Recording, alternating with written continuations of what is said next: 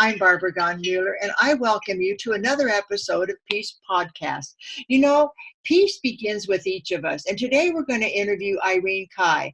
I could talk to Irene Kai probably for 2 days, but I'm going to try to do it in 20 minutes because she has so much to offer. She's an artist, she's an author. She was born in Hong Kong, moved to Ashland, Oregon, and I don't even know the in-between part. She'll share that with us. But she is the co-founder of the Ashland Culture of Peace, and this is what I am excited about today.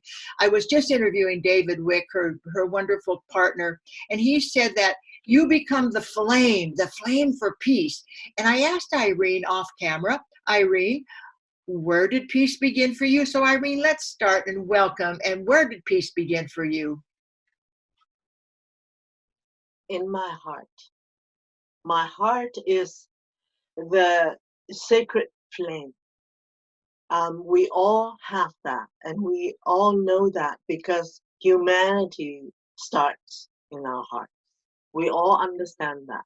And once we get inspired and without the daily busyness, when we get inspired, that is when the flame just glows. Yes, a flame. Yes, I feel that. And Irene, I know I talked to you earlier with David about the flame that you discovered while you were in Wales. And I just want you could you give us a couple seconds of how your intuition led you to the flame and you brought it back to Ashland? Because I don't want to lose that. Okay, so my daughter and myself just was inspired to go to the UK for an art exhibit. So we went and we rented a car. For one day, we saw the exhibit, and my daughter decided that we should utilize the car and go sightseeing somewhere and to visit Wales. So we did, and we went to Wales, drove into the Snowdonia National Park, deep in the mountain. And at dusk, we need to turn the car around to go back to town. And as I turn into an outlet behind the mountain, and the first thing it comes straight towards me is a beautiful glass monument with a flame on top. And on the glass it says the World Peace Flame. And I was so stunned. I came out of the car really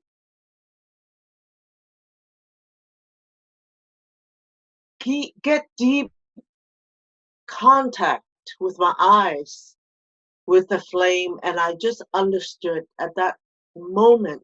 I was so moved because that flame is a representation of unity, because that flame was is 7 sacred flames from 5 continents flew live to Wales and joined to become a world peace flame. And the Asian flame is from Gandhi's memorial, his eternal flame. You know, you think about how our life puts us in the right place at the right time, and how your daughter said, let's go for a tour. And you didn't say no, you said, let's do it. It's like when that door opens, how you go through it. And you don't exactly know why you're going through it, but you know that at the other end, something's there. And there you were, you found this peace flame. Now let's move forward. And that was about what year was that? 2015. And then how did it get to Ashland, Oregon? When I found out when I was so touched and moved by the sight of the flame, and I was very inspired. Mm-hmm. And at that time, I was living in Ashland, and in Southern Oregon, where I live, is a Native American land. And also, 200 years ago, the Chinese were here, digging ditches for the gold miners. They are laborers. And it's about over 1,000 of them. And one little town was the Chinatown. in right around here where I live. And when the gold dried up, they disappeared because some of them were killed. They were driven out. And in Ashland, it used to be a gathering land for many tribes of Native Americans. And this is where they lay down their weapons, go to the water, and it's a peace gathering place. And they too get chased out. So when I know the history of Ashland, and when I was so inspired by the World Peace Flame, I was so moved and driven to bring the World Peace Flame to Ashland to heal all the ancestral wounds on the land.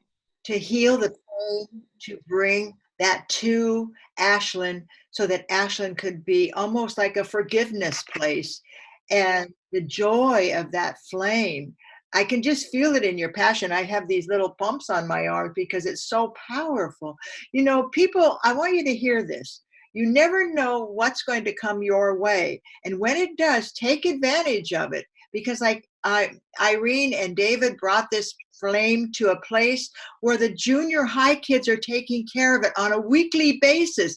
It's almost like a sacred duty to protect this flame for peace, which David mentioned in an earlier interview was used for the Peace Conference. Irene, I want to segue into you. You are an amazing woman. First of all, I'm reading your book with great gusto right now. What is the name of your book? The Golden Mountain Beyond the American Dream. And as I began this book, I was reading it online. I didn't want to go do anything else. I just wanted to read your book because there were some tragedies in the early pages of your book. When you talked about, I don't know where you fit in that, because I didn't get very far yet.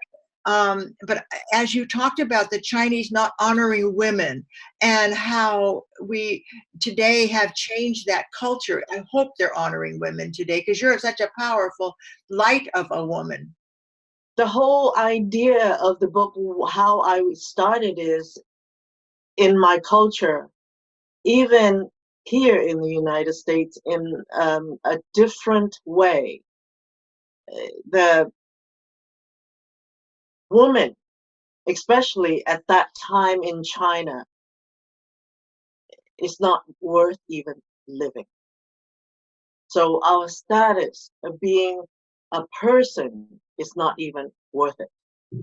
So the struggle of that, I have really, these stories are true, by the way. It's a history of my family. It's a history of 4 generations of women in my family and their journey, what it means to be a woman in the span of 100 years for the 2 continents in China, and we try to assimilate into the United States. And I am an immigrant, and my challenges to be a woman and not of Caucasian descent is very difficult. Well, Irene, I am so delighted that I am going to be able to finish your book. It is awe-inspiring to say the least, but it's written so well. It's like you tell the story in such vivid detail that you're there crying when the little girl is no longer with us. You're there as your parents or as your grandparents emerge and realize what they can do. And then here you are today in Ashland, Oregon, working for peace. And I would like to talk a little bit about your role in the culture of peace because you are co-founder of the Ashland Culture of Peace Commission. Talk about your role in that now, in the Ashland Culture of Peace tradition. It is really my life now that I look back. I realize that I'm very blessed because I am guided. Um, just like how I discovered the Peace Flame. I met David online that is 20 years ago. I mean, it's like, okay, so do what I am inspired to do. And I really understand when we're inspired and when we have that impulse, go for it. Go for it with gusto. So Not only do you go for it with gusto, but you did the finale of the peace conference, and David was so proud of the lighting of the candles and the final ceremony. Talk about that ceremony. What inspired you to bring your flame to that entire gathering? with the peace conference, I was very inspired by Ambassador Chowdhury, his life's work, and David's work with him, and how he was inspired by the middle school children. And he is seeing his life's work coming alive. Mhm. And I start to really understand and embrace his idea, his theory of what it means to be in action, um, carrying out the culture of peace. What does culture of peace mean? So I am like a little student, really happy to do my dissertation of what culture of peace mean in my life and in my environment. So I developed the conference with David and um, connect our entire community to be in the same room in unity to show Ambassador Chowdhury his life's work. Is my song for Ambassador. You know, I have to honor something you said about inspired. When you're inspired, follow that goal, that dream, the inspiration to have that conference and to have that finale. I mean, there's so much we could talk about, but we're listening to Irene Kai. Irene Kai is not only a author, she is a missionary, I swear, a missionary for peace. She has listened to her inspiration, which led her to the flame in Wales. And now she's a co-founder of the Commission for Peace in Ashland. I'm going to let you finish with your dream for our world. What is your dream for the world today, Irene? Imagine a world that works for all of us. And we are absolutely the agent to make that happen.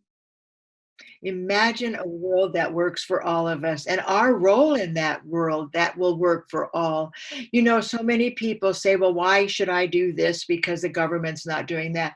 And my husband and I, the late Robert Mueller, would say, well, what kind of world do you want? Because that's what you put in your mind and that's what you bring with you wherever you go. Am I right?